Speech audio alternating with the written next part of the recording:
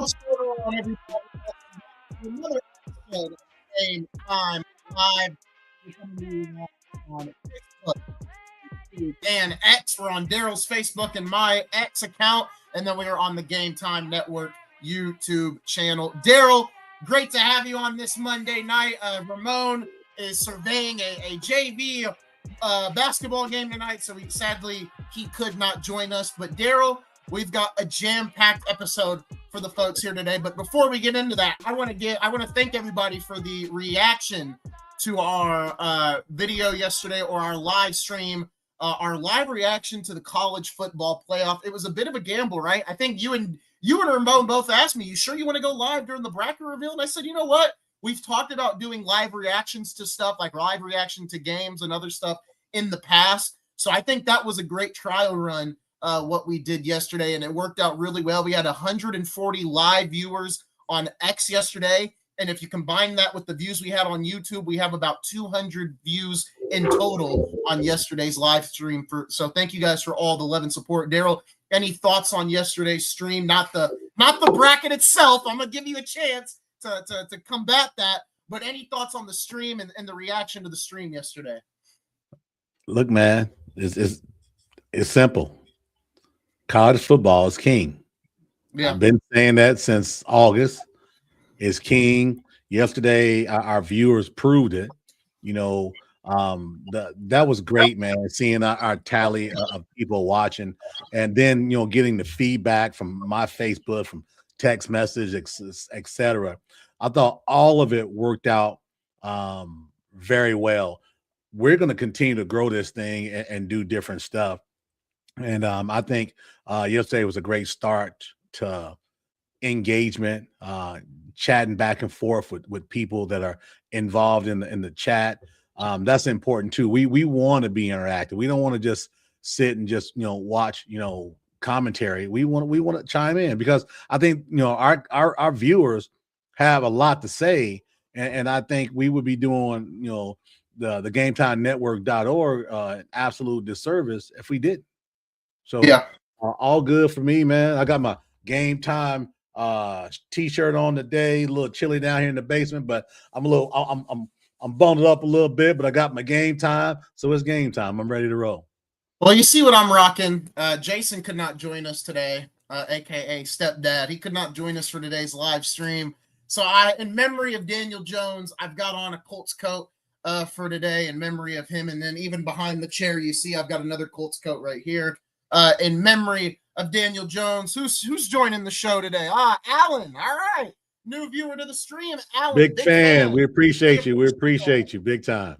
Thank you, Alan. Thank you for joining the stream. I haven't even updated the stream yet with the cover of the video. And don't worry, folks, if you're Colts fans, we're going to get into it today. Is the Colts season officially over after Daniel Jones' injury? And not only that, the injuries that are stacking after today's injury report came out. We're going to talk about that today. But first, we're going to go back to yesterday's live stream and talk more about the college football playoff. That is the big thing on the docket. Darrell, you are the college football guru of our group. I love college junkie. football. Right? I like to call myself a junkie. I'm not a guru, but I love the hell out of college football. I tell you. I would say in our group, you're the guru. So I will give you that title. I love college football, but obviously I'm more of an NBA guy. I do love football probably as much as I love basketball, but basketball gets the slight edge for me. But we're still in full-fledged football season, right? And I want to give you the chance to talk about what everybody's talking about, right? And that is Notre Dame. And I talked about it with Jason downstairs last night at dinner. And I said this, and to pull back the curtain on what I said yesterday, right, where I was very hard on Notre Dame, and I said, they didn't deserve to be in anyways. I will sit here and be frank, right? Like, I do believe JMU probably should not be in when we're talking about the 12 best teams. I do agree that Tulane rightfully deserves to be in the playoff based off the rule set. But after Tulane, JMU technically does not have to be in. And to kind of stay with my case of I don't believe Notre Dame should be in, I think Notre Dame has a case, but you know who also has a case to be in? Vanderbilt. You know who also has a case to be in? BYU. Those are two other teams, more or less for me. I think Vanderbilt has just as strong of a case as Notre Dame to be in the playoff. instead of JMU. That's kind of what I was saying to my stepdad last night.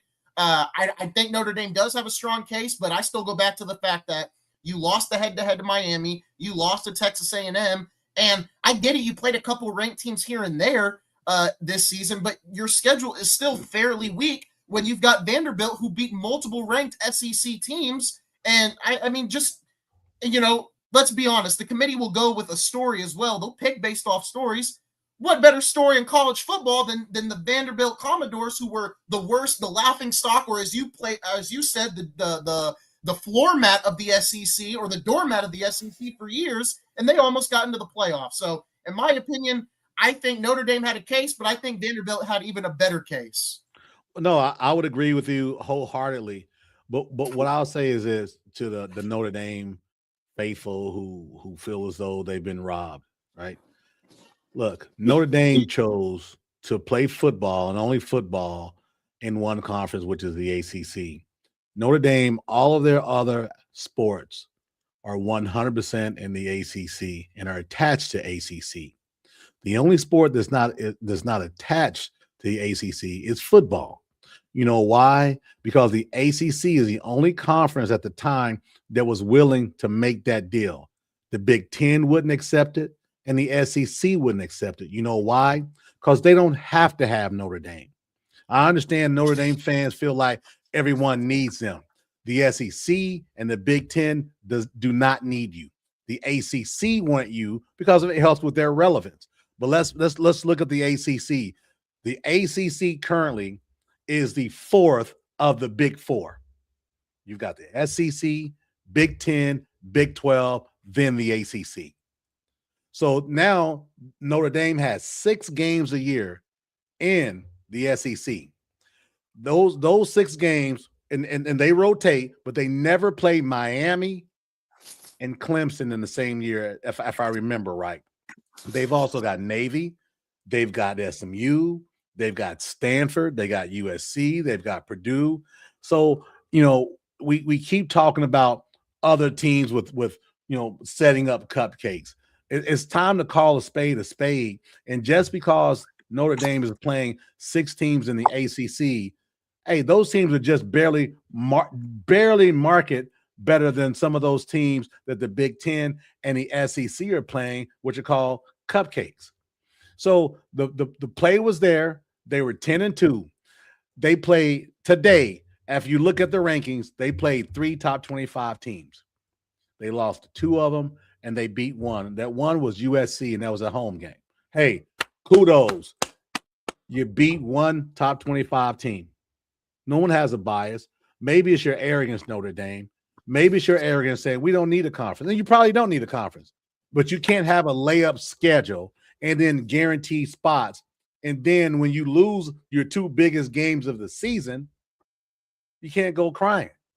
And like I said yesterday, everyone wants to hate on Alabama and say Alabama shouldn't be in. And I almost had that same sentiment until Darrell brought up a great point on the podcast. If you punish Alabama and you punish all these teams that lose their conference championship game, specifically the SEC championship game and the Big Ten championship game, these teams are going to retaliate at the next time they sit at the table with the college football committee and say, we don't need the conference championship games. Whoever has the best record is going to win the championship. And then I'm going to also nip this in the bud. I was talking about it at dinner.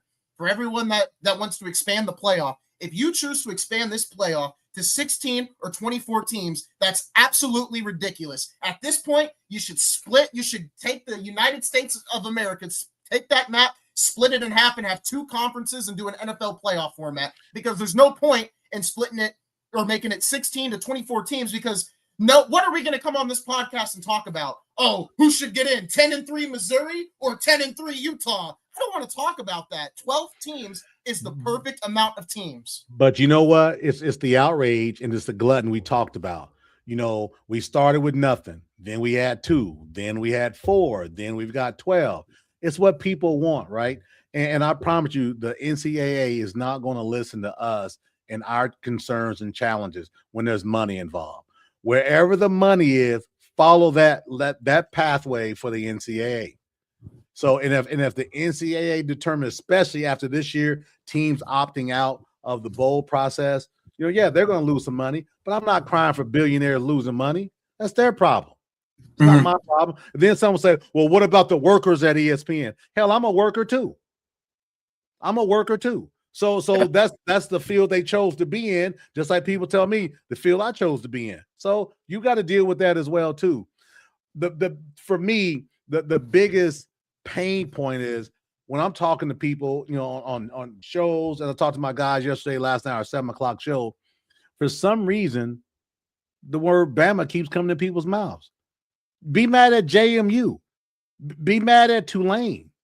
Be mad at Miami. Bama fans didn't do anything. Last year, Bama took their 3 losses and they went and played in a bowl game and got beat by Michigan. There was no outrage. You get in, you get in. As I tell my girls, you get what you get and you don't have a fit. And last year, that's simple to me. And last year, I was very cut and clear before we did this show. I agreed with the committee not putting Bama in. I don't think Bama was deserving. I agree too. I don't think Bama was deserving. SMU deserved to be in my opinion. I think this year there's a lot of different circumstances, and and the biggest circumstance, the one that made all of this a little more easier for the committee, is the ACC eating itself alive. Right? There was a 5-way tie for second place in the ACC. And Duke won the tiebreaker, and then Duke beat Virginia. At that point, there was nobody truly viable other than Miami to make the playoff in the ACC. And they made it. And they made it. So that's what you have. So if you look at social media today, I'm sure you looked at as well as I have, especially since I got my phone back. You see all this outrage about, how Notre Dame got holes, and everybody's got their own feelings. That's fine. That's your opinion. That's how you feel. You're allotted to feel how you want. But the facts remain. Notre Dame's schedule, their arrogance, and also their loss to Miami and their loss to Texas A&M played a bigger part in them not being in the playoffs than anybody's personal feelings. So get over it, Notre Dame fans. You chose to sit out a bowl game. You say, oh, we're going to take our ball and go home. So the athletic director was on with my guy today, ex-ESPN host today, and he was talking about how the ACC has really created a strain on the relationship for Notre Dame and the ACC. He came off as an arrogant, smug jerk, implying that, well, we'll have to see if they can't appreciate what we have, we're going to show you something different. Keep showing us. You only can go to the ACC. You're not going to SEC and go partial. You're not going to go to the Big Ten and play partial. So stop acting like you're holding all these cards. Yeah, very true. Everybody's not in love with seeing Notre Dame get beat again in a playoff round. It's been 1987. I was in Stuttgart, West Germany in 1987. Y'all got to get over this at some point. I had a 6-pack abs. I had hair, all that. And I could run 2 miles in 11 minutes. So it's been a while, Notre Dame fans. So we're going to move on from that because I'm not going to make this show out of that piece. Get over it or stop watching. Boycott. There you go. Boycott. That's what you could do. You'll show them ESPN won't get your money from your cable bill. You'll divert that money to something else. There you go. Boycott. BYU has just as big an argument as Notre Dame does. Volunteers. And Vanderbilt, Tennessee. Vanderbilt Commodores, I'm thinking the state of Tennessee. Vanderbilt had just as big a claim. They were 10-2. Yep. Had a way better schedule. Hey, so be it. Talk to them. Yeah. Y'all have a party. You all, Vanderbilt, Texas, along with BYU, go have a party and figure it out. And I'm nipping this in the bud too, because what's his name? Fowler? Chris Fowler? Fowler for ESPN. He tried to argue Texas, and I'm going to say this right here. No one's mad that Texas lost to Georgia. No one cares that Texas lost to Ohio State.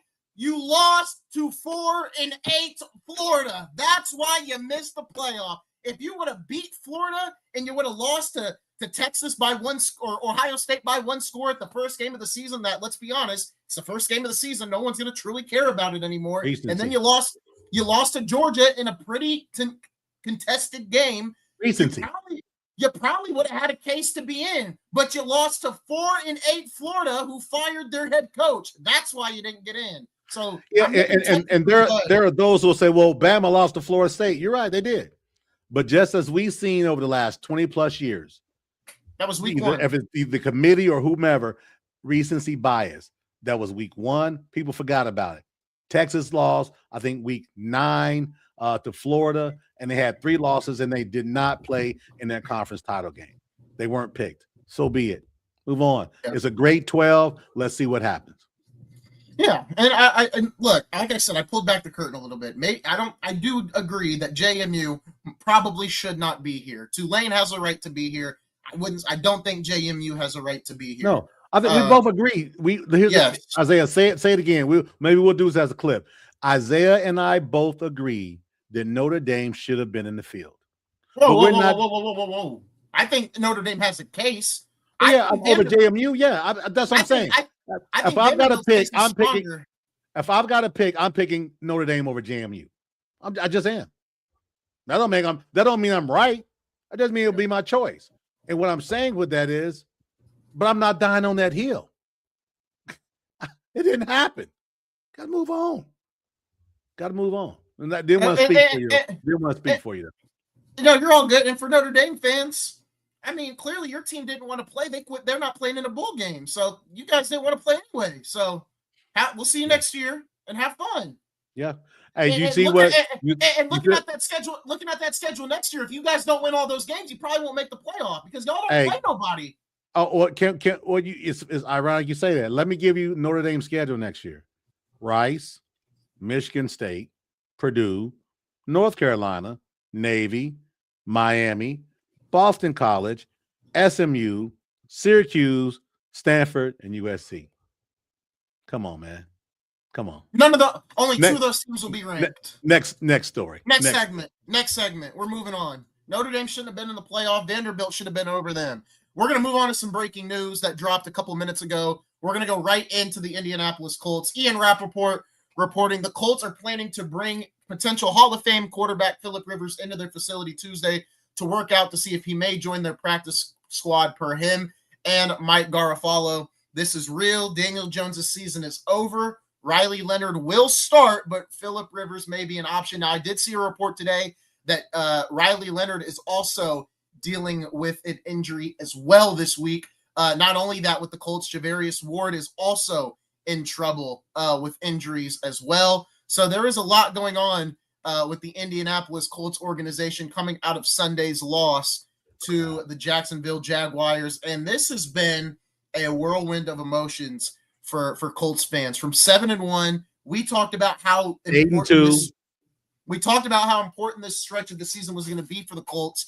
Daniel Jones was already playing on a broken tibia on the leg that didn't tear its Achilles, and then obviously his one good leg, the Achilles goes away. But I think the most crazy thing about that play, Darrell, is he still completed the throw. If you watch that play.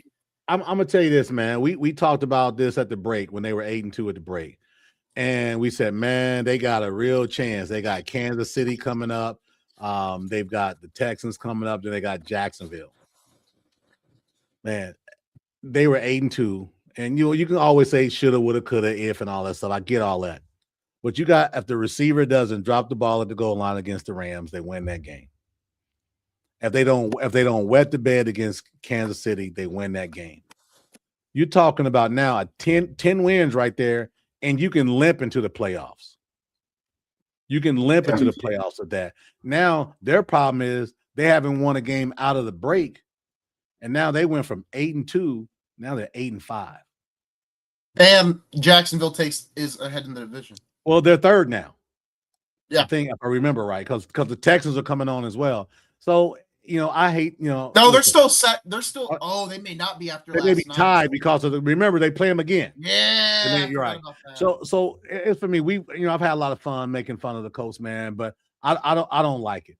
I don't like it. I don't like it at all. I think Daniel Jones was a great story. I think the coaching staff kind of let the team down with not running the running back like they should have against Kansas City. I think they kind of wet the bed a little bit against the Texans at home. They can say, "Oh, we had all these bad calls." Well, it's like Ramon was crying yesterday about Ohio State with the bad calls. Hey, listen, when you win, the easy thing to say they were out to get us. Listen, we all get bad calls. Bad calls are a part of the game. Refereeing is at an all-time worst. As I said yesterday, they're looking at the eye in the sky to correct them, and they're not very decisive, and it shows on the field. So, unfortunately, the Colts are 8-5. They got 2 games left, with those 2 teams are either tied or ahead of them. So, of that, you can't see them winning both games. So, at worst case, they'll split. And then you're talking about, that's 8-6. That gives you 3 more games left. It's going to be tough, man. The Jacksonville Jaguars got Tennessee Titans twice. Yeah, they got Cleveland yesterday, which is crazy. But they got the Jacksonville's got the Titans twice. I just don't see this Colts having the chance to make it back up. You got Riley Leonard, who's a developmental quarterback, and now he's looked upon to save the season. If you're looking for Phillip Rivers coming in at the age he was in, hell, he was terrible when he was here, 4 or 5 years ago? He was all right. Listen, say he was fine. 4 years later, he's 40, whatever. He didn't get better. No, that's true. He didn't get better. And it's unfortunate for them, man. But unless some great, crazy things happen, the Colts are going to fade out of the playoff system, man. And that's unfortunate because guess what? You got the guy you picked number 4 who's still on the injured reserve because of his eye, and he can't even play. So now, as a Colts fan, I'll ask Colts fans, we talked about Daniel Jones. Do you give him do you sign him as a franchise? Do you sign him a 1-year deal, 2-year deal? It doesn't matter now. Because coming from an Achilles injury, he's not going to be back at the earliest as a football player December of next year. Season's over in December. From what Rappaport said, he said that since he had the injury just now, he could be back by August because it's 9 months.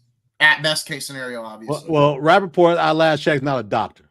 And I haven't seen any player come back from an Achilles tear in less than a year. I could be wrong. Hey, please, YouTube folks who are watching, tell me. But I've never seen a player come back less than a year from an Achilles tear, especially at quarterback who has to plant and throw. Okay. Yeah, we'll see what happens. But again, unfortunately for Colts fans, I hate to say this for y'all, but unless y'all pull a miracle and Riley Leonard turns into a Kurt Warner for the 1999 Rams, it's probably over for you all. Yeah, it's probably done, and that's unfortunate. And I think for the whole city, it's been an unfortunate 12 months. Caitlin Clark, then Tyrese, and now Daniel Jones. I mean, it's very unfortunate. I said it last night. Somebody better put Fernando Mendoza in some bubble wrap and make sure he doesn't walk, run, crawl. He better just sit down. Somebody better just push him in a wheelchair at all times. Don't let him do nothing else. Don't even let him chew his own food. Just make sure he is preserved in every single possible way. Same thing with Omar Cooper and whatever his name is, the other receiver. Yeah. Well, they got 19 days from yesterday. Well, from day before yesterday, excuse me, to get right. Even if he had a high ankle sprain after 3 weeks, I think we'll be all right. Cousins had the same injury, and it took longer than that. That's what I'm saying. I just 9 months. Listen, here's what I'm gonna tell you this, right? I know we listen to these. There was a doctor on Instagram. He made a good point. Jones is way younger than Cousins. Jones is only 28. I get all these shade tree doctors. I get it, right? And that guy maybe is a doctor. That's fine. But listen, give me the example of a player in that position that came back before that. Regardless of Daniel Jones is I think he's 28 or 29. But he's a football player. He's not walking around, That's true. As a manager at a retail store. Yeah. He's got, and again, if he doesn't have his legs, I'm just going to tell you, Daniel Jones, hell, I might as well get out there. Daniel Jones is nothing without his ability to run. That's true. So we can sit there, well, it's only going to be 9 months. I don't listen to any of these damn sports reporters when they talk about injuries. I want to hear from a doctor. Not these guys who make their living giving opinions and feelings about an injury that they've never experienced or they've diagnosed themselves. So sorry, I don't give them the credit that a lot of people do. I just don't.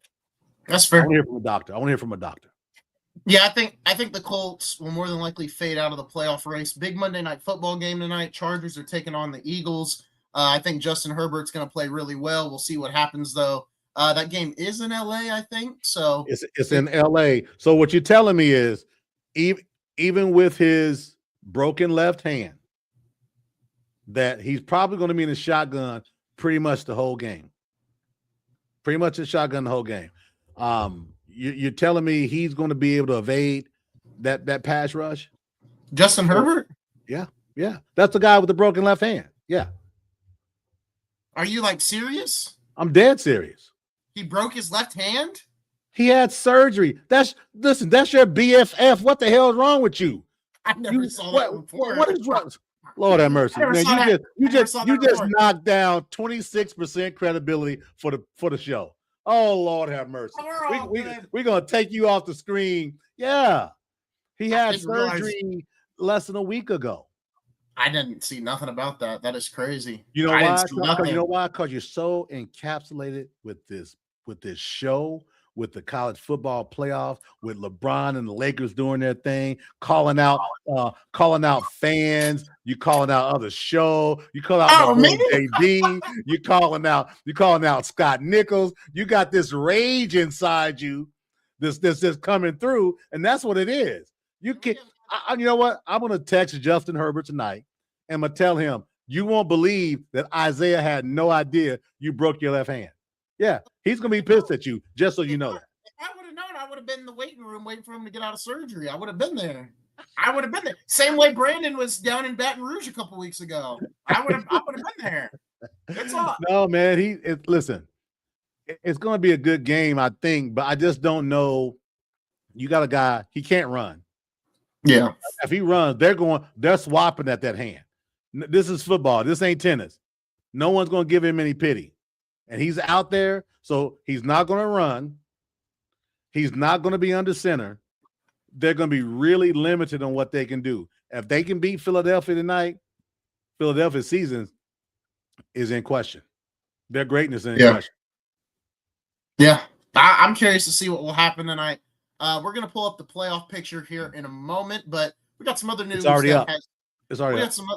Well, I'm saying like the teams that are like in 8th, 9th, and 10th, just so we can kind of talk about that a little bit too. Okay. But let's take a look at this. This is also dropped. The Heisman finalists are official heading in to this Monday evening, and Darrell's favorite Vanderbilt quarterback is there as well. But Darrell, I think this is a runaway. I think Mendoza's going to win this. I don't think it's close. Absolutely. You gotta have 4 out there and not get all of that. I'm not going to continue to disparage hasta luego Vega, but here's the thing: if you've got to go out and do this, this round robin, publicized, Heisman. Look what I did. That tells you right there you didn't do enough, right? Just go out there and ball out, man. Vanderbilt had a great season, not a good season, a great season. They came up short on two big games. They did, and those are things that stood out. When you get blanked in the second half by Alabama, and they got blanked in the second half, and you're the quarterback for this high-powered offense, people are going to take notice of that. Those are peaks and valleys. Mendoza had no valleys. He had no valleys, and he was a better quarterback Saturday night in Lucas Oil Stadium, which means your 2025 Heisman Award winner is Fernando Mendoza. Absolutely. Heisman Mendoza. The first Heisman Trophy winner for the Indiana Hoosiers. Do you know who was invited to New York and came in second for Indiana? I do not. Mr. Thompson. I think his name was Anthony Thompson, running back. Got drafted by the Arizona Cardinals. Really good player. Really, really good player. So with that said, Mendoza will be the first Heisman Trophy winner. Now he's got to go out and finish the deal. Yep. It's not good enough to win it and then you lose in your first game in the playoffs. They need to beat either whomever wins against Oklahoma and Alabama. Then they need to turn around and win the next game and then the next game. Close it out. And listen, I am absolutely a Bama fan, but I would tell you this: if it's Bama, Indiana, and Indiana wins, dude, I'm like a proud papa. I'm in Indiana. I'm a Hoosier, right? And I like the fact that he's got an opportunity to go down in Indiana lure. He'll never have to buy coffee or beer ever again in his life in the state of Indiana. Ever. Mm-hmm. That whole team. Not a bad deal. Not a bad deal for a team that has a bunch of no stars. You remember all that talk about Ohio State's got this many, and this team's got this many stars, and Indiana doesn't have it. They're going to get blown out. You saw that on social media. Yep. I'll take Ohio State and give you 20. No, you won't. They wouldn't really do that. They were just saying that. They wouldn't really do that. So all those no stars, coaching matters. And I'll say it again. Curt Cignetti should never have to apologize about blowing teams out. Don't take your foot off the gas, Cignetti. If it means blowing out Oklahoma, if it means blowing out Alabama, keep your foot on the gas. Don't let up. That's my take on that. That's my take, and I'm really proud of them, and I hope they can continue to fight the fight. But the other thing is, two guys from the state of Indiana that's going to be in New York playing football. That's pretty good, man. Yeah. That's pretty good. Not bad at all. Shout out Indiana, man. A lot of good things. So shout out to Indiana. Quick little round of applause there. And one more time for all the Notre Dame fans. So shout out to all the Notre Dame fans. You're going to get so much hate mail, man. Hey, JB! You'll be all right, man. You'll be all right. Hey, man, they'll have another year. Believe me, they've got guaranteed 9 wins on that schedule for next year. As long as they don't slip, as long as they don't hiccup against Eastern Illinois, they may have a chance. I think they'll be all right. Let's check the playoff bubble. Let's see the NFL teams that are scratching their way into the playoffs. The biggest change of these standings, Darrell, is obviously right here. The Packers passing up the Bears last night. It was a really good game.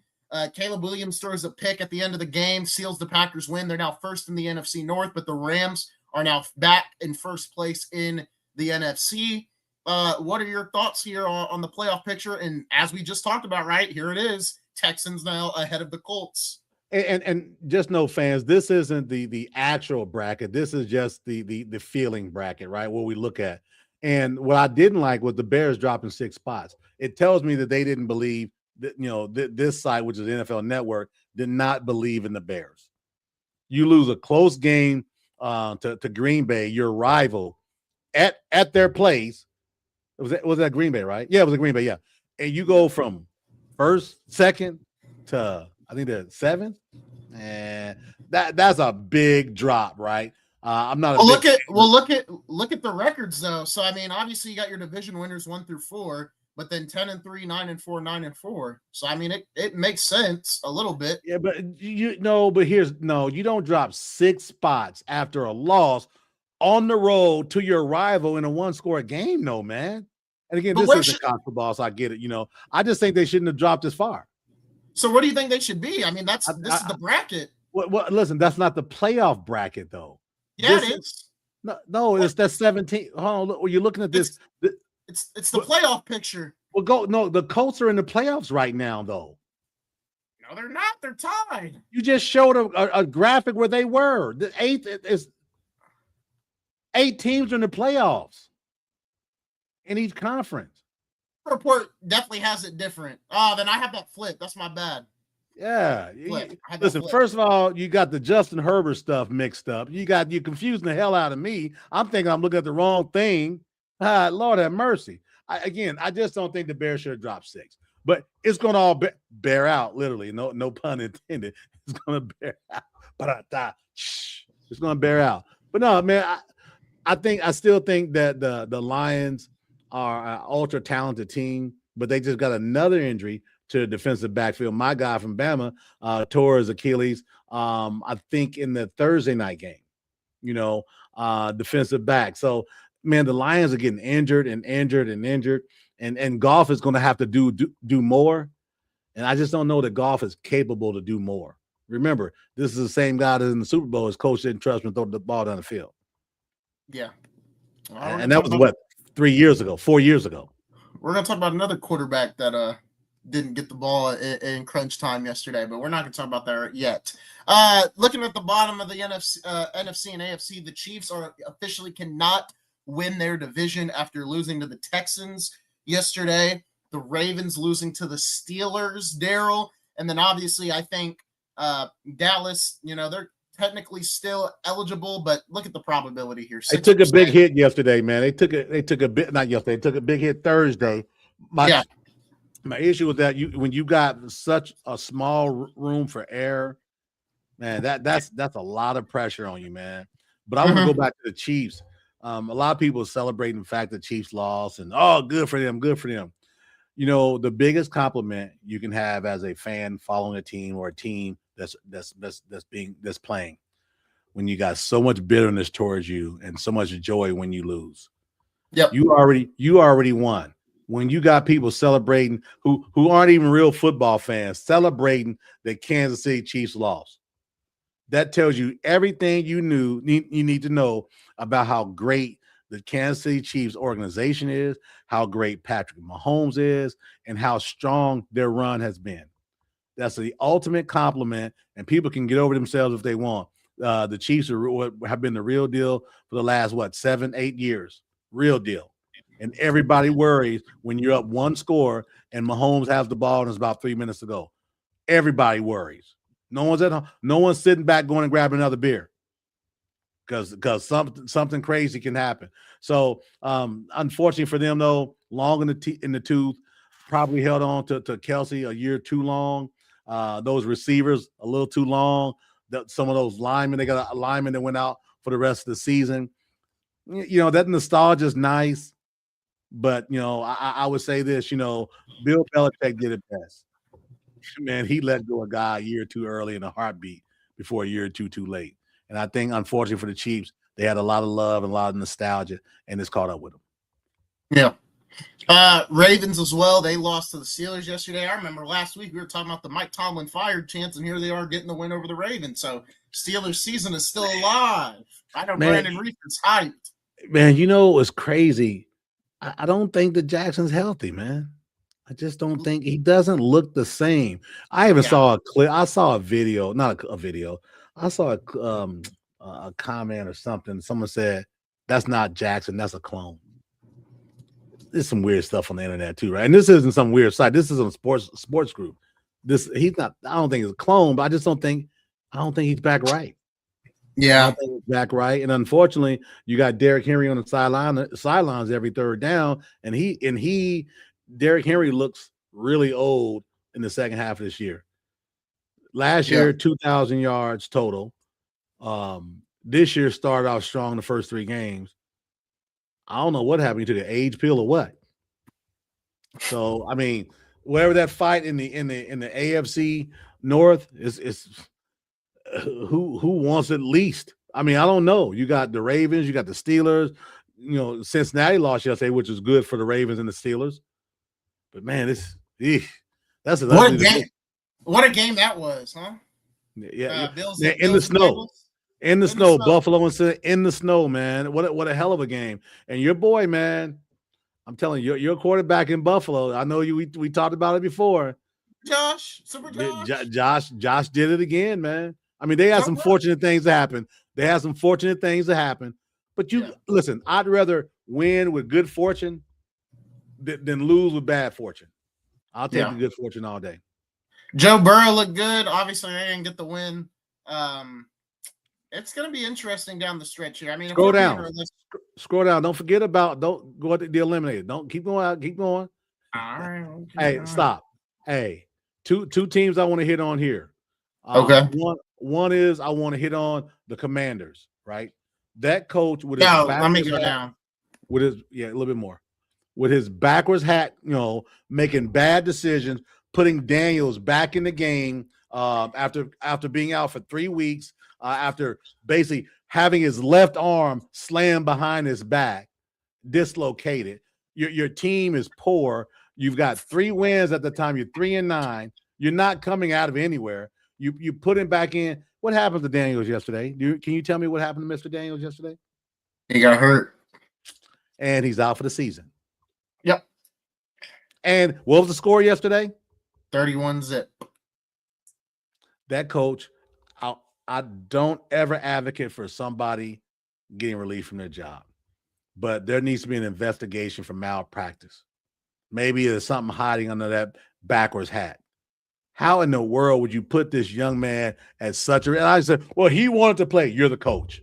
You're the GM. You're the owner. Don't give me this. He wanted to play. I keep seeing shades of RG3 with this all over again. I don't want to see it. Jaden Daniels has a huge future in front of him, but the malpractice that's going on with the Washington Commanders, I'm calling it right now.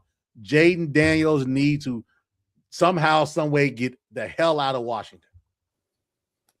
Malpractice at its finest. So, I mean, that's my vent on them. They had the beginning of the season looked promising. They're 3-10, 4 games left. They've got no chance. They'll probably wind up losing 3 out of the last 4. Yep. But a smile flipped on my 3-10. Them Browns with that young quarterback from the University of Colorado. You saw my Cots corner. I've said it all year. I said he's going to be better than Ward when it's all said and done. You were right, and you said he's going to play. I said he'll only play if there's an injury. He's got in. He played because of an injury, and now he's got a stranglehold on that position, and the coach came out today and said he's a starter for the rest of the year. Well, let's talk about the blasphemy that was pulled yesterday on the 2-point conversion where he pulled him out of the game. Again, coaching malpractice. Listen, just because a guy is on the sideline with a headset and he's the coach, doesn't mean he's always going to make the right decisions, right? Stupid. You got a guy, and the thing with that is it's just a threat.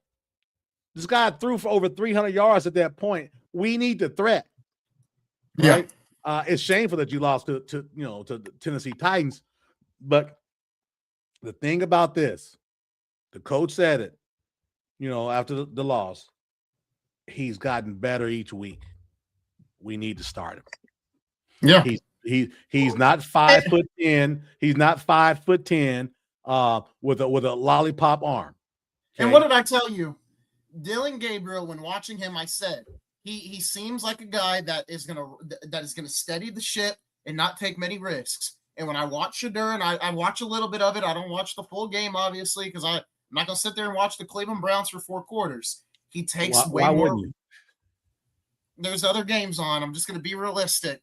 All right, little Charles Barkley kicks in there. I'm not going to sit there and watch Cleveland and Tennessee. It was a great game, though. But Shedeur's, to be a good quarterback in this league, you got to take a little bit of risk sometimes. And in the games that I saw Gabriel in, it seemed like a guy that was just playing decent to try to keep his job. And Shedeur, and when the type of position Shedeur was in, you got to be a little risky to try to keep your job. And he has made some very tough throws that have worked out in his favor. That's how you keep your job. Get that kid credit. Get that kid credit. There's a lot of yapping about him and arrogance versus confidence. A lot of praise when he fell down in the draft too. Yeah, but you know what? You got to call it like it is too. On this show, we were not down on Mr. Sanders. We weren't piping him like he's the next Hall of Famer, Dan Marino either, but we weren't down on him. We weren't killing him, right? Ramon had a fair assessment of young Mr. Sanders. That was his assessment from afar. Ramon's never sat in the stadium and watched him throw. We've watched him on television, right? Get it. Got it. Good. Ramon's been pretty quiet since Shedeur started playing. That happens. That happens. But let's call it like it is. He had an opportunity. Playing on the Cleveland Browns helps because the quarterback room was terrible. But you still got to make it work. And he's made it work. You know, we all this. Yep. He talked about himself only and himself only. Well, guess what? We're talking about if he don't play well, him. Everybody's talking about him if he doesn't play well. So if he does play, it's okay. So you know what? I like this. See what I can do after another week of practice. Keep on playing and keep on balling out, and don't let anybody impact you on what they feel and what they say. Because whoever's saying it, they're not on the field. Well, with Tennessee's win and the Saints win, we now switch over to my favorite thing in the history of sports, the draft. Of course, we got to talk about the draft a little bit, Darrell. Of course. So let's look at this. New York moves into the number 1 spot. Las Vegas shoots up to number 2. Tennessee at number 3. Cleveland at number 4. New Orleans, who before yesterday was number 2, is now number 5. Washington at 6. The Jets at 7. But let's really break this down, right? Vegas number 2. New Orleans number 5. New York number 7. Those are 3 teams that need a quarterback. And as the season continues to progress on, right? If you go back to the beginning of the season, Arizona. Did you say Arizona too? No, but where's Arizona even at? 8. So 8. Okay, when we got to the start of the year, we were talking about quarterbacks, I was talking about quarterbacks, and I was watching Todd McShay, I was watching Charles Davis, I was watching all these guys. You heard a lot of names, right? Drew Aller, probably not going to get drafted. Nussmeier killed his campaign. You looked at all these guys. Now it's a whole bunch of different names. There's 3 names now. The Oregon quarterback, Dante. I don't remember his last name. Do you remember his last name, Dante? I'm gonna say Exum, but he's a bad NBA. But yeah, the kid out of Oregon. Ty Simpson, and Mendoza. And right now, that's kind of the order that those guys are trending is Mendoza, Simpson, and Dante. I think Reed is a redshirt sophomore out of Texas A&M. So, which means he would be eligible. He would. I think he is. I'm pretty sure he is. Right. But we'll a lot can shake out from that perspective. But he may be a guy that people look at as well too. And I got to be honest, not really sold on any of these quarterbacks. And I get Mendoza's playing really, really well. I wouldn't say I'm sold on Mendoza yet as an NFL quarterback. You know what? I like the Mendoza play for the Hoosiers. I don't know how he fits in an NFL system. It's got to be the right fit. I would ask this. What quality, as you look at him play, do you see him as an NFL quarterback? I don't see a high quality.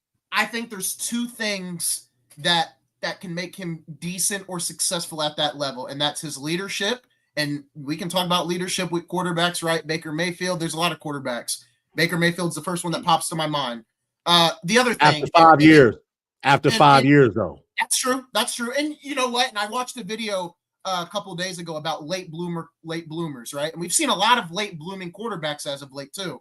But I think the other thing, and the Ohio State game really put it in perspective for me, his accuracy is, I think, another thing that puts him above Simpson. Now that's good. Everybody else. I think that's probably his ticket to the league and what's probably going to make him the first quarterback off the board. And I like that's a start, right? You being accurate. I say there's no appealing quality. He's got appealing quality, and he's accurate. I don't think his arm's bad either. I'm talking about getting out of the pocket, being able to use your legs. The NFL isn't the Dan Marino NFL of 1983. Quarterbacks got to get up and get going, And Tom Brady was one of he and Peyton were 2 of the last that kind of stand in the pocket guys, that didn't go anywhere. But man, I'm telling you, Mendoza's got to get into the right place. He's got to get in the right place with the right coach that's going to give him time. He can't be anointed if he's the first player picked. And I say this too. He can't be. He just can't be, man. I feel bad for any quarterback that ends up in New York because it's just not going to work. I want to think differently, but I just can't. Dude. I think when you're the Raiders, you got Vegas, you got New Orleans, you got New Orleans is the best spot for Mendoza, and you got Vegas, New Orleans, the Jets, and Arizona. You got Arizona, and you got the Rams because hey, your boy can't. Matthew Stafford can't last forever. Yeah, Atlanta's god-awful trade last year. Cincinnati, no. Minnesota, no. Miami, possibly. But at that point, Miami, not Kansas That's City. another thing, though. Yeah. Who trades for quarterbacks? Because I think another thing, and maybe this is just me because I'm a fanboy of him, whatever. Who says Joe Burrow doesn't request a trade? Who says Kyler Murray doesn't request a trade? Well, Kyler Murray's gone. Kyler Murray's pretty much gone. It's pretty much a done deal. Jacoby Brissett's going to finish out the year. Kyler Murray's going to be gone. Pittsburgh Steelers. Hello, I'm telling you. For Kyler Murray, Pittsburgh Steelers, whomever the top free agent quarterback is this season, and it's probably going to be either Kyler Murray or Tua. You better get one of them. Yep. They're half of Rodgers' age. Yep. Steelers, you got to. Yeah. Remember, Steelers got a first-round pick, but they don't have a second-round pick this year. Yeah. They gave up for Metcalf. I would like to see Mendoza in New Orleans. Obviously, me and you, we got into a heavy debate about. Controlled environment. I like the Saints. I think, like I said, out of all these organizations, I think the Raiders got to make some changes. Pete Carroll can't be your head coach. Well, don't forget Pete Carroll, your head coach, with two of his sons. Yeah, no one wants to talk about a guy bringing his family in. To your point, nepotism. Oh, well, no one wants to talk about that around a guy like Pete Carroll. But you want to swing back and knock Deion Sanders for having Belichick. His son. Well, Belichick's son's bad too, though. He's bad, But I'm talking about Deion Sanders and the quote unquote having his son's number retired and all this stuff like that. Hey man, if you're gonna knock one, knock them all. This dude fired his Bronny? Bronny, very similar, right? And listen, I've said it since day one. People are mad about it. Listen, my son, if he would have stayed on his pathway, and if I would have had an opportunity to have him play wherever I wanted to play, the answer would have been yeah. You're a damn fool if you're a father and you don't take care of your sons. Darrell, you have to. I want to give a special happy birthday to Phillip Rivers. He turned 44 years old today. Yeah. On the day of your birthday, happy birthday. Oh, guys, hold on. I'm getting a call. Oh, Carly or say Gore. Oh, you need me to come? I'll be there. I'll be in Indy on Tuesday. I'll be there tomorrow. Crazy. How crazy is that, huh? Huh? Blowing out the candles and all of a sudden. If you're banking on this dude. I know. I'm just messing around. No, not you. I'm talking about the Colts. Why would you bring a 44-year-old guy in that hasn't played in 3 or 4 years? Hey, the Colts also have 2 cornerbacks out, and Ian Rappaport, he's reporting about the Phillip Rivers thing, and Darius Butler. Rappaport. Huh? Dr. Rappaport. Don't hate on Ian Rappaport. Don't hate on him. But Darius Butler, he quote tweeted what Ian Rappaport put out, and he was like, "We're back. The Colts are back." And then Ian Rappaport said 2 injuries in the quarterback room, D, but you get a call yet? And he was like, I can be a 2-minute situational slot defender.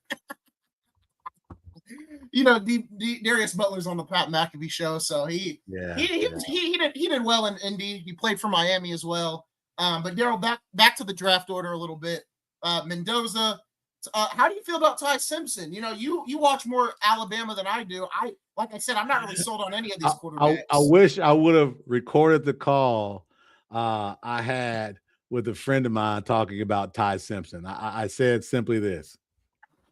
And oh, by the way, that friend of mine's name is Corey Wheeler. And I said, what's happened with Ty Simpson is this.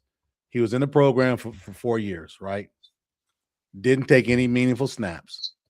He started off like gangbusters, throwing the ball on the run, zip, not nice velocity. There's tape on Ty Simpson. Since the South Carolina game, Ty Simpson has been as mid a quarterback as you've seen, and for a high-powered team.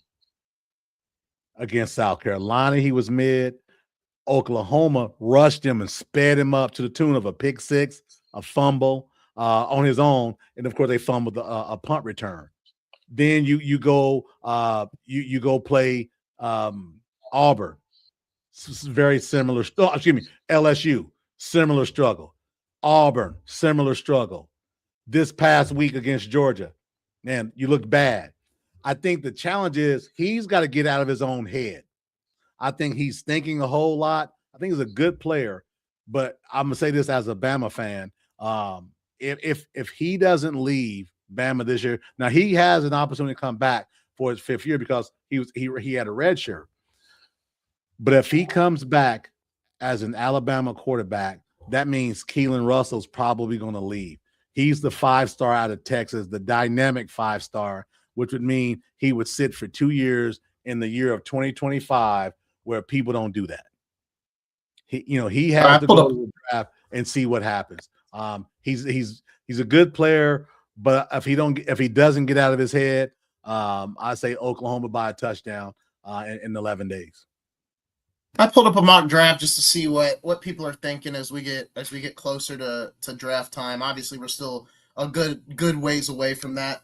As you can see here, they've got Mendoza trading. They've got the Rams trading with the Giants to move up to get Mendoza.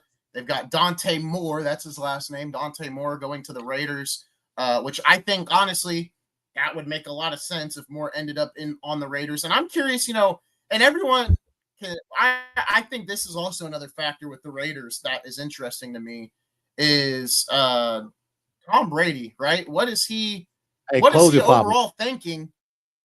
Yeah, I got you. You said what? I was like, close the pop up. It was like you shopping for hair care or something.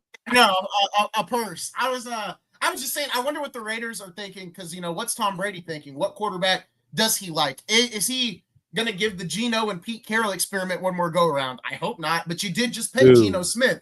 So whoever you draft, are they going to sit behind Geno, or are you going to trade Geno? Or are you going to waive Geno? Like, because at the end of the day, the Raiders are going through Tom Brady.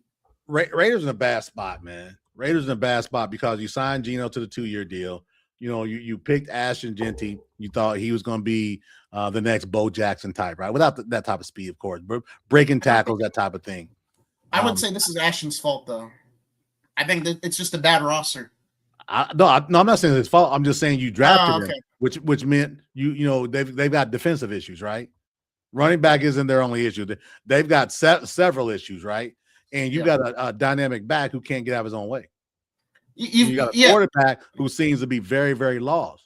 So what do you do in the draft this year? You got so many holes to fill. Who's your backup in Vegas? Is it the kid from Purdue still? O'Connell. Yeah. I think when you're the Raiders, I mean, if I'm the Raiders, I don't know if I cut Geno Smith. If you waive Geno, that's a lot of money because you literally gave him an extension as you trade for him. Well, but you're not in football. It's a little different. You can spread it out over 5 years, that type of thing. I don't know what they should do because I think Genty can produce. I think Genty has shown us he can produce.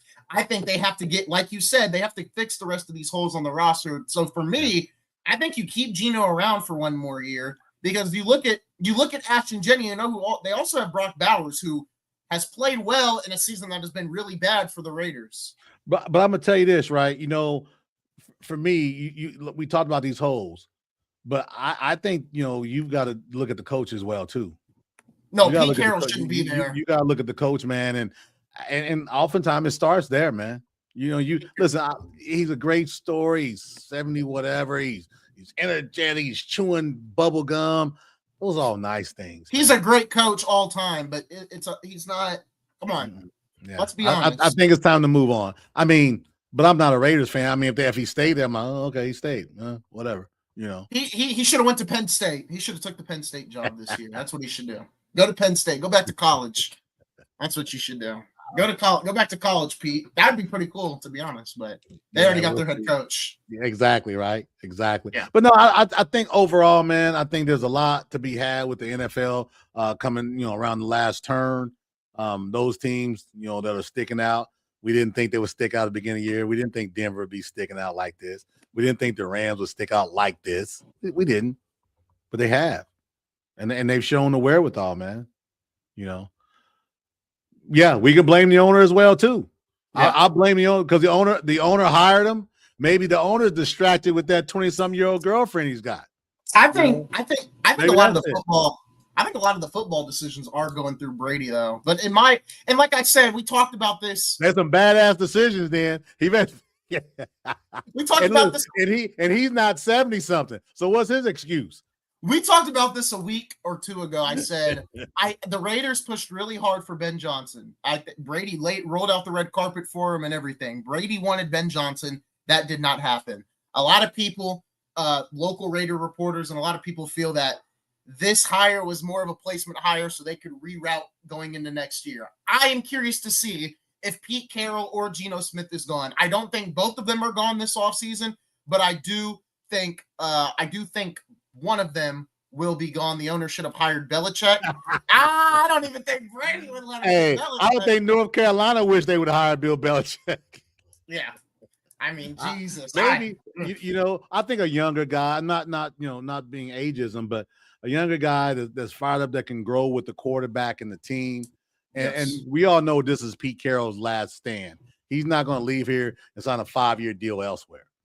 No, he'll go to college if anything. I think it's just time for him to just go ahead and listen. You had a great coaching career, man. It's just like a lot of coaches in college sports. It's time to roll over and let the young guys come on in. Yeah, it worked out real well in Carolina, didn't it? I think the Raiders got a lot of interesting decisions on their hand, but if the organization that I feel the most confident about heading into this is definitely the Saints. I think the Saints have a chance to put themselves in a decent spot with the draft that they could have. I need to go look. I'd have to look at their draft capital, but I think for the Saints, if you can land a decent quarterback, I think that's definitely your end goal. Obviously, there's so much that could happen, right? We talked about Tua and Kyler Murray. I think those are the two guys that you got to look out for. And I think, like I said, I said it in this as we previewed this season. Jesus, I can't talk. I think we'll see a quarterback of decent name value also want out. Like I said, I mean, if Joe Burrow could say something, maybe he wants out of Cincinnati, right? Even though they just paid him. I think there's a lot of ways that this offseason could go this year, right? What is Minnesota thinking? Is Minnesota I assume they'll continue the J.J. McCarthy experience. The Colts are probably now back in the mix for a quarterback. Me personally, I agree with you. I think Kyler Murray either ends up in Pittsburgh or I will say Indianapolis. YouTube sent me your guys' way. Well, we appreciate it. We appreciate you checking in and watching the show. So we appreciate it for sure. Nothing but love. We try to be as interactive as we can, and you can let us know if we made a mistake because we know that Isaiah only makes one mistake a week. And we'll see how that goes for sure. I tend to make some mistakes here and there, but it's all right. Carroll should go back to USC. Well, they need him because that offensive coordinator they got is just an offensive coordinator. They got Lincoln Riley, so not a Lincoln Riley fan, man. Not a Lincoln Riley fan at all. I've always liked Lincoln. I thought it was as an OC. As an OC, yeah, Yeah. But back to the coaching piece, right? You got to find, in my opinion, you got to find a coach that can grow with especially you got to have a young quarterback. Find a guy that can grow with him. And right now, going back to Oakland, Raiders, I don't see that happen. And those of y'all that are new to the show, we do run our show out of a kennel. The kennel is about 5 feet away. No, just kidding. That's Isaiah's pooches. They tend to get a little chatty when someone's coming home. Doors are closed. He's got his white noise going, but those dogs are big. They make a lot of noise. Yeah. At some point on the show, I'm going to have to get some pictures that I can share and show the dogs and show what they look like because we've got a good amount of dogs at home. Real quick, I want to give a thank you to our sponsors. That is Matt Gaddis, our trusted State Farm agent, and Jason Hancock, the owner of Wired to the Nines. If you need any wiring help, low voltage help, camera install, cable install, you need any help with that, Wire to the Nines is your place to go. Their contact information is on our website. Check out the Game Time website as well. And then also, if you're watching on X, if you scan the QR code in the top right, that will take you to our YouTube where you can subscribe. And that's where you can see some of our viewers who are interacting with the show in real time. So thank you to all the live support on today's show. We appreciate it very, very much. Don't forget, when you go to our sponsors, that is a link. You click on Mac, you go straight to his office. You click on Jason, you go straight to the Wire to the Nines at Yahoo. So you go straight there. We take all the work away from you. You're one click away from getting the help you need from an insurance perspective and to low voltage. So go ahead and make it happen. Click on those guys. Those guys are pretty awesome human beings for sure. And then if you also want to check out our socials, they're all available at the bottom where you can meet the host, the voices you hear, the passion you feel. Of course, this is the Game Time Network. So make sure to check all these out. I'm available on Instagram and Twitter. That's where I'm mainly found at. Same thing with my other two co-hosts as well. Thank you guys for all the love and support. We are beginning to wrap up this episode of Game Time Live. The Pacers are playing the Kings right now. The Suns play the Timberwolves later on tonight. And then not only that, the Chargers play the Eagles. Darrell, give me a score prediction for Chargers and Eagles tonight. I got the Chargers winning. Go Justin Herbert. 24-17. Eagles. Go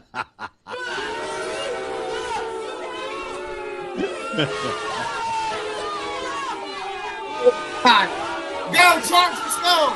Hey, you got to scroll down. I want to share something. Get the thing on. You know what? I'm gonna take away your access. Hey, we're gonna scroll down to some of our shows, and I want to speak about we've got Following the Pack. We're on with Coach Hester once a week. Great coach out of IU Indy East. Really great man. Great chance I'll be at a game this coming weekend there in Richmond, Indiana. Knock on wood. I'm hoping things work out right. Coach Hester's been great, and he's also on speed dial for me. So if I have a sports breakdown during basketball, he answers my calls. And not only that, you're looking at the voice of the IU East Red Wolves. I forgot about that. Yeah, you're the voice of blah blah blah blah blah. But I'm also a sports announcer as well. So then we've got Game Time After Hours. Those of y'all that are new to the show, if you want hard hitting 2 a.m. NBA talk, opinionated, fired up, this is the show you want. Isaiah gets on. I'm asleep at 2 a.m. or something at 2 a.m. I'm not on the damn internet. But Isaiah's there. He's got the energy, the passion. People have been chiming in. And just so you all know, our most viewed show was Isaiah's. I think it was the one for the Lakers, over 3,000 views. It was just popping like nobody's business. So congrats to my guys on that. I mean, I talked about Chris Paul getting cut at 3 a.m. So yeah, we talked about everything. He doesn't sleep. It's funny. He's awake from 11 p.m. to probably 5 a.m. and I'm up at 6. So one of us are usually up to 24 hours. Yeah. So he'll call me at 10 a.m. I'm probably not awake. I got to be honest. Definitely. And then you got, last but not least, you got Cott's Corner. What I do is my hit where I talk about things that are important, passionate, facts over feelings. We have a lot of feelings going on with the what's going on, Papa Darrell, is that it? And so what we like is I like facts over feelings. Today has been Feelings Day. Everybody's in their feelings about Notre Dame, in their feelings about how Bama got, the Bama bias, how it shouldn't have been this team, it should have been this team. Cott's Corner gives you a little bit of everything, a little bit of love, a little bit of dynamic, but I promise you, if it's my feeling, I'm going to tell you it's my feeling. If it's a fact, it's a fact. Yeah. And I'm not going to mislead you. So go ahead and take a look at Cott's Corner, some of those clips I've done. We did one this past week with my son. Went over pretty well. He's not my babies. He's 21, son. We did pretty good on that. So we're going to continue to do these things, and I'm probably going to do a Cott's Corner tonight recording, and that'll go up later in the week because I still got some venting to do about this college football playoffs. And real Wade Nation Gaming, we did talk about Notre Dame earlier in the stream, and we also talked about it in yesterday's stream as well. But basically what we said is, it sucks for Notre Dame, but there was other teams as well that had good cases to be in the playoff. I said Vanderbilt had a better case than Notre Dame. I don't think they're as deserving as people say they are.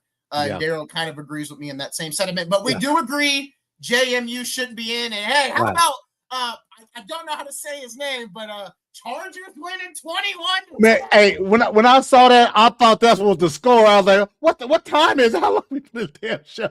Nah, he thinks the Chargers are gonna win 21. Boo! Boo! I don't think so. But no, it's going to be a good game, and that's the thing. And then let's go last but not least, Cross Time College Football Show. That's our compilation with Crossroads Sports. My guys JB and Brandon over at Crossroads Sports. Take a look at them as well. They do a live show usually either Tuesday or Wednesday during the week. Years ago, they allowed me to go on their show and call in and vent for 30, 40 minutes. So the easy payback for me and this show was to partner up with them. So we do a recap show on Sunday nights at 7 p.m. When the football season is over, college football season is over, we're going to do a college basketball recap. So we're going to continue with our recaps, a 1 hour, hard-hitting, very opinionated. So please like and subscribe to the Game Time at network.org, and also like and subscribe to the Crossroads Sports. Those guys are awesome. Jonathan and Brandon are really high-end guys, just so you know, for sure. We've got some viewers here, so I guess they got some questions for us. Don't mind the dogs in the background. Odds Broncos win the Super Bowl, Darrell. Right now, the way they're playing, hell, they're the betting favorites in the AFC. Who can complain, right? Who could complain? I bet I was muted. Yeah. They've got a young quarterback who's taking care of the ball. They got a seasoned coach. They got a good defense. Got a good running game. Sounds like a recipe to win to me. Yeah. So yeah, go for it, man. Go for it. But yeah, all's good there. Lot of good communication today. A lot of fun. A lot of back and forth with the college football stuff. It's not going away. I beg for chaos, and believe me, we're in chaos city right now. So that's all good.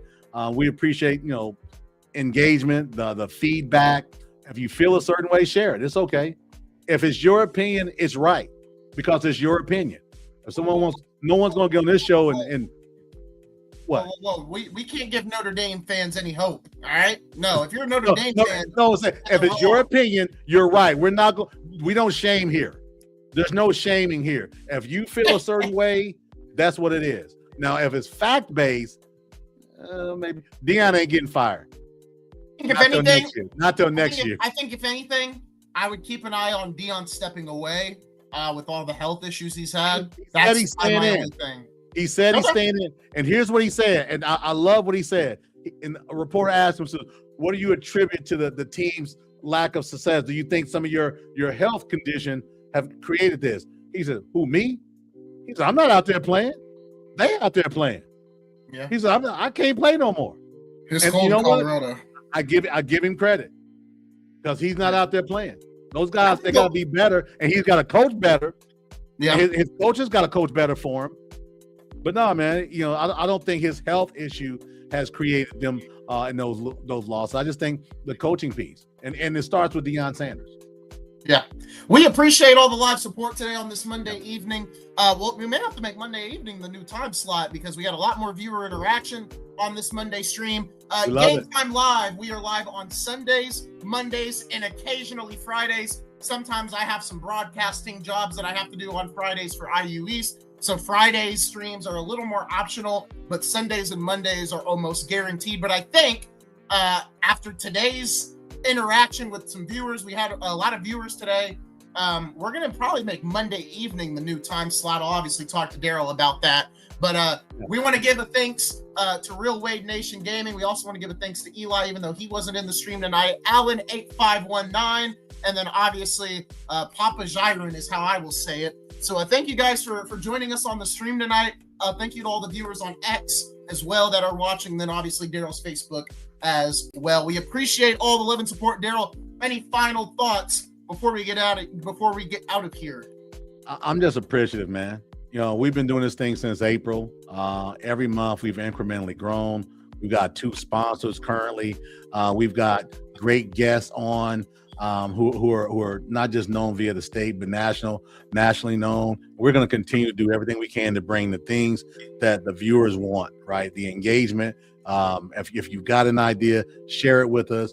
We'll do everything we can to make it work. And if there's a topic that we haven't covered, please hit us up on any of our socials. I assure you we'll read, we'll respond, and we'll follow back up for sure.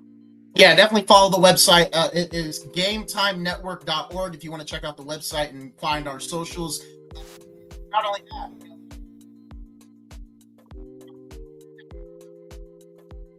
thank you guys for your mic is going out. Oh, it is? There you go. Because I think you're doing your nervous rocking. I want to give everyone a thank you though. What time hold on, I got a question. What time do you normally start? If you're talking about the live shows on Sunday, we usually start at 12 o'clock on Sundays. On Monday nights, usually it's been flipping from noon to about 7 o'clock, but I think we're going to officially do 7 o'clock on Mondays. And then Fridays, usually you can catch us at noon on Fridays. But on YouTube, if you do subscribe, hit that little bell so you can get notification for when we do go live as well. Yeah. So, we love to have you. We love to have everybody on for sure. Yeah, so thank you for all this support. We've got recorded content that will be coming out this week as well. So that is going to do it, folks. Thank you guys for all the love and support. Real Wade Nation Gaming, a big shout out to you since you just found us on YouTube. But we will see you guys for some recorded content this week. You guys should see us back on Friday to talk some NBA. We'll see you guys soon. Thank you guys for watching Game Time Live.